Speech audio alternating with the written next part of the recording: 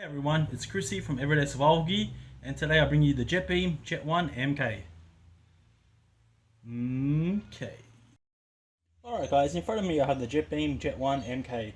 Jetbeam always have a habit of making their lights pretty peculiar name, like the 3M Pro, but it's got like RRT3 3M Pro or something.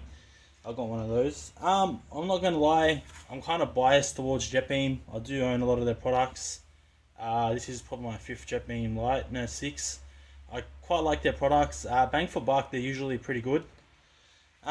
So yeah, I'll try and be as unbiased as I can. Basically, it came in this package. They kind of switched up the package. Actually the 3M Pro came in a similar package, but sometimes they do put it in a box. Blister pack, I think these are called. It's got the specs on there. It came with a instruction manual. I guess this is a certificate of approval, past inspection. So that's good that they're even double checking their inspections. And a spare O-ring. Basically, I brought this to replace my aging current EDC, which is the X-Star WK21. They're two different lights, but similar in a lot of ways. Both high-powered outputs from a small battery. So runtime isn't optimal on both lights. The Jetbeam has a lot of pros, and the X-Star WK21 also has a lot of pros. But I've been having a couple of problems with this WK21. It hasn't been stepping down modes ever since I put an IMR battery in there. I'm not sure if I might have burnt out one of the soldering joints in there. I haven't taken it apart yet to have a look. But basically I'm using it right now as a shed light, which I might have to turn on soon, because it's got the magnetic tail cap. The Jetbeam doesn't have a magnetic tail cap, but it's got a whole lot of other features which make it even better than the WK21. I'll run through some of the features now. So basically this makes a great EDC light because its versatility. It runs on a standard 14500 battery. I've got IMR in here now, but you can also use an alkaline if you really need to, or a NIM. Basically Jetbeam recommends that you use a NIM over an alkaline. Basically because the runtime will be twice as long, if not more. Standard NIMs are about 2000 milliamps for AA's. I've got a whole bunch here that I took outside. I can confirm that all of these ones fit inside, even though these are a little bit bigger than the IMR 14500s. Jetbeam actually wrote down a list of what you can use inside this light. So it says NIM battery, alkaline battery, non-rechargeable battery lithium, and rechargeable battery lithium ion. It says usability, kind of a chart. It says the NIM is recommended. So I'm guessing like they probably want you to use the NIM. So basically you're going to get better runtime on a NIM than any other battery, which is pretty obvious. The reason behind that is because these are only 700 milliamps, or apparent 700 milliamps. This is a trust fire, could be a little bit more. And say one of these NIMs here is 2450 milliamps, and it is less voltage, but that means that you get less output than with the IMR cells or any 14500 with the NIMs. I'll just run through some specs. Basically on high mode with 14500 you get 480 lumens and 0.5 hours of runtime. I think it is pretty well regulated. I did start to see the intensity drop off once my IMRs hit about 3.6 volts. 4.6 volts. Where's my head at? With a NIM, basically 150 lumens, you get 1.1 hours of runtime. It actually says medium mode is 30 lumens for 9 hours with a standard AAA, so pretty much a NIM. You might get a little bit less runtime with the 14500s, being less capacity and more high density energy. Low mode is 1.5 lumens for 100 hours. That's not a true moonlight mode, but that's pretty damn close. I know like a lot of people love the moonlight modes. That's pretty much as close as what most manufacturers are going to give you. Some do give you like 0.5 lumens. Not a lot of them do. Basically you get 130 meter beam distance. It's got like the lens and reflector here, so you should be getting somewhere close around that. 4200 CD max intensity. Doesn't say how many meters that's at. 1 meter impact resistant and IPX8, 2 meters underwater. Basically, I'm guessing the drop resistance isn't the best because you can use different cells. So it'll have to have a boost driver in there because it's an XPG2. So it'll have to boost the voltage from 1.5 to 3. So it's got some sort of regulation to run both. Obviously, a boost driver. So while I'm reading out the rest of the specs, I'll show you I run the light. Uses a Cree XPG2. Good to about 480 lumens.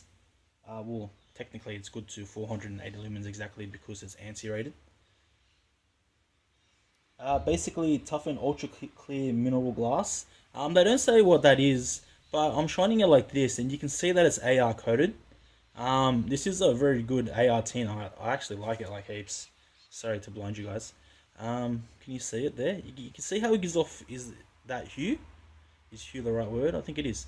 It looks like kind of purple. That's from the AR coating on the glass. That's what they mean by ultra clear mineral glass. Aircraft grade aluminium alloy. Standard nowadays on all torches, pretty much.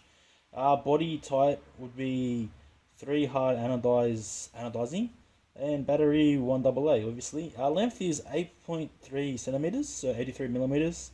Head diameter is 19.5 millimeters, so 1.95 centimeters. Tail diameter is 19 millimeters and it weighs 16.7 grams without the battery. It is super light. Also, being super light, when you do leave it on for a long time with the IMR cell, it does tend to heat up a bit. I'm guessing it'll have some sort of regulation for that anyway. Let me just read through this. So it's got 3 brightness levels, low, medium, high. I should say, before making myself look any more like a goofball, I actually didn't see it step down because of heat, but seeing it's only a IMR cell, a lithium ion 14500 that I had in there, it doesn't have the most capacity, so the light did tend to dim over time. So meaning basically that it does get hot, but only while the lithium ion is over a certain voltage, and then obviously it'll start to gradually drop off. Even though it's a regulated circuitry, you're still going to get some sort of drop off. It can't keep the voltage up. So yeah, so as the battery wears down, it's going to cool itself down because there won't be enough energy too. And I didn't add that in before, but you get this very cool looking lanyard, which I forgot to say. So basically, yeah, that's pretty much the whole light. I'll take it apart now. I got my camera on. Hopefully you can see this better. So you can see the LED in there, XPG2. Pretty small footprint. Wonder if you can de-dome this. I don't want to take it apart yet and then break it. It comes with this clip also that's already on the light. It came on the light with my one. Basically, battery sits in here like so. So this uses the same system as the X-Star. You twist to turn on and to change modes. Spring at the back there, you can see that spring. I'll just have a look around. The head's pretty light, but the head is definitely heavier than the body, even though the body's bigger. It's pretty small, compact and light. I've got a AW cell in there now, 650 milliamps, probably looking 600 milliamps to be honest. Sorry, where are my manners? Focus.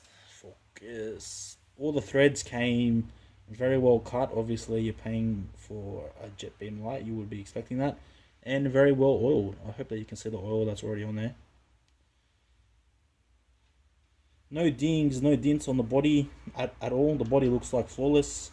What you would be expecting from a big flashlight manufacturer. Whoa, no dings until now. Jeez, GG. Always happens when you speak too soon, doesn't it? Damn it. Well, either way, it's going to end up pretty thrashed. If you look at the X-Star WK21, look at the way it looks now. It looks like it's been through a war, right? It's all battered and bruised. It's done its job. Yeah. So, I know everyone loves to carry around 18650 flashlights. Me personally, I don't think that there's a need. This was my old one. This is my new one. Both fairly low capacity. This one's a little bit more versatile because I can just run to the shops if I really need it in an emergency situation and just buy AA bad batteries. Um, I love these small lights to use as an EDC. The XR WK21 is a lot heavier than the Jetbeam. Um, I don't know which one looks better. I like the Jetbeam style better, and the color kind of like a grey, gunmetal grey kind of style. It has the nice pattern here. It's kind of got like, you can tail stand this. You can tail stand the other one anyway, so that can be tail stood. So I think for looks, like I really like the Jetbeam Jet-1 MK. It does look really nice. I'm stuffing around. Okay, so basically 3 modes. Let's see what it starts on. So it starts on high mode because it's got memory. That's what I should have said. It's got a memory mode, which is number one for a twist top light is you want memory mode. So basically, if you want let me just show you around the modes. 3 modes. So it's got a memory function. So it starts on high. Right now, I believe I have the NIM in here, and I do. I'm pretty sure. So it's twist to change modes like the X-Star, which is another thing that I look for in my EDC. I was EDCing the Night Newman NE01, and what ended up happening was I was turning on when it was inside my EDC bag. So basically, not a very good function when you go to get out of light and it's already on. Kind of a waste. So that's high mode. You got your low mode, moonlight mode, pretty much, and you got your medium mode. You're just twisting it, and then you got your high mode. Basically, it's starting to get pretty dark inside here now, so I'm gonna wrap this up. Hopefully, that the review comes out half decent and there's enough light. I'm gonna take this light outside as usual and show you how it works on both the NIM and the 14500, and we'll see how it does. We'll compare it to the X-Star WK21, obviously, and just for shits and giggles, we'll compare it to the to another 14500 light, my only 14500 light that I actually own, the BLF X5. So let's see how it does against the 1400 lumen light, guys. Alright guys, standard procedure time for everyday survival gear. We're outside now, 3 AM, 7 degrees Celsius, and it's freaking cold as fudge. I don't know how you people overseas deal with the snow, but here in Australia, man, I can't even handle this temp. You can see the Jetbeam Jet-1 MK is on high mode with a NIM. Sorry, what the hell am I saying? With a 14500, this isn't the NIM. So 480 anti-rated lumens. You can see it does a very good job of lighting up my whole backyard. So if I just show you, that's the outside beam, reaches all the way there, and then it also reaches all the way there. So very wide, but you can still clearly see that there is still a massive hotspot there. The hotspot is still pretty well blended in, but you can see that there is a slight hotspot. When I move it, you can see the hotspot there. Hopefully this light heats up so it can be a hand warmer. Yeah, it's already starting to get warm. Basically, I'll cycle through some modes and we'll see if we can see it on the different settings. So this is high. Next mode will be low. Not expecting too much. Can't really say that, can ya? Well, that keg is about 5 meters from me. Does that look like it's 2.5 of me? I'm not even 2 meters long. I'm like 1 meter 80. Yeah, 5 meters about.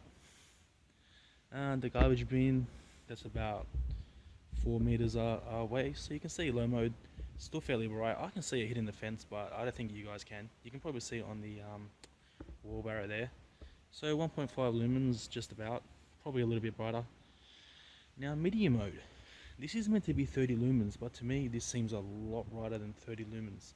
So I don't know if Jetbeam only wrote down the lumen output with a NIM or a standard alkaline and not the 14500s.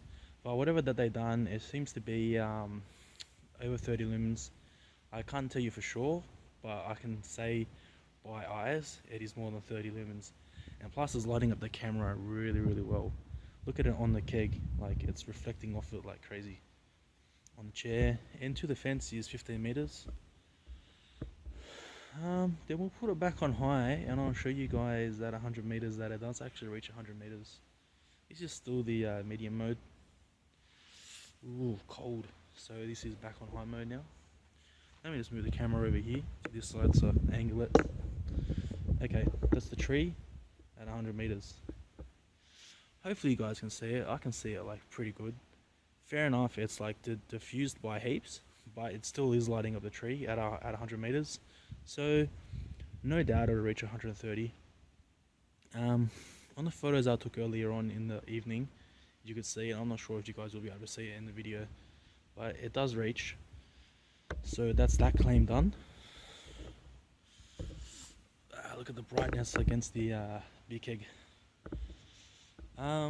Basically, the camera's on a weird angle now, actually, you know what it isn't doing? I've seen PWM, but I'm not actually seeing it now. Weird. There's no visible PWM on high, but on low mode before I did see some. Yeah, you can see it on the camera. There is a slight PWM on low mode, but on medium mode it doesn't have it. Basically, I'm blabbering on now. I'll compare it to the... Actually, I'll put the NIM in and we'll try it on high. Alright guys, so don't be looking at like it's going to be the best lumens output ever. This is high mode with the NIM. I can tell you it's still got more than enough light to light up my backyard really well. 150 lumens. Look at it at the keg. It like still reflects. To the back of the fence, 15 meters. I don't think you're gonna reach the 100 meters with this in. Maybe in my dreams, but that's about it. Yeah, still does a pretty decent job. So if you needed this and you lost power at your house and you couldn't recharge your 14500s anymore, and you could only use alkaline, basically being 150 lumens is going to chew through the batteries, but it's also going to be fairly bright anyway. So that's sweet. We'll cycle through the modes. Low mode, you can see it on the keg. It's even not as bright now. So I'm guessing with the NIM, it's basically 1.5 lumens, actual lumens. It's on. So with the NIM batteries, I can confirm you get 1.5 lumens, but with the 14500s, you get less. Medium mode still lights up the backyard a bit. This is 30 lumen setting. I can see it. It does a pretty good job. Nothing like too spectacular. You can see it at the bin and whatnot. It's actually pretty windy outside. I think that's why it's so damn cold. And then back on high mode. Yeah, I'll put the 14500 back in and we will compare it to the WK21, guys. Is that even when you change the batteries, it still has the memory function. And thank fudge for the reverse polarity protection, because I almost just put the battery in the wrong way around. So it's good to know that it's safe, just in case I did do that. Low mode, medium, high, just double checking. Is that the X star on high? Okay, so X star is to the left, Jetbeam to the right. I've done a few light meter tests, and it's pretty hard to say, but I'm pretty sure that the Jetbeam is still brighter. It does have a smaller die size because it is an XPG2, so 3.5 mils compared to the XML2. I think it's about 5 mils. So I think naturally you're going to get more throw out of the XPG2. Also keep in mind that oh, that was a cold breeze. I now forgot what I was going to say. Damn. So basically you can see the different color tints. Let me change my hands. I'll put them around the other way. So that's the WK21 on this side. That's the Jetbeam on this side. So the WK21 is a slight tad more floody, and it does have a more yellow tint. And then the Jetbeam is a little bit more whiter. That is for sure. I think that runtime is better on the XPG2 because it is a lot more efficient than the XML2. So yeah, you can see they're still comparable.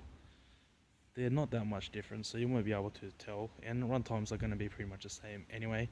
Now for a shits and giggles laugh, we'll turn the X5 on high and we'll see all these lights get blown out of the water. Obviously, we all know there's no competition here. This is the BLF X5 on high, like friggin' 1400 lumens, man. So no chance here. And the BLF Jet-1 MK to the left, and BLF X5 to the right. So come on, like there's no way. But mine is the copper version, so it's not an EDC-able light, and it is about probably 5 times heavier, and even the standard aluminium version will be about 3 times heavier, and it is at least 3 times bigger in size. But just if you wanted to see, and don't forget, running the BLF X5 on high isn't going to give you 50 minutes of runtime. It's going to give you like 15 minutes max. Alright guys, this has been Chris from Everyday Survival Gear, bringing you the Jetbeam Jet-1 MK. I hope you liked the review. Like and subscribe, and as always, thanks for watching.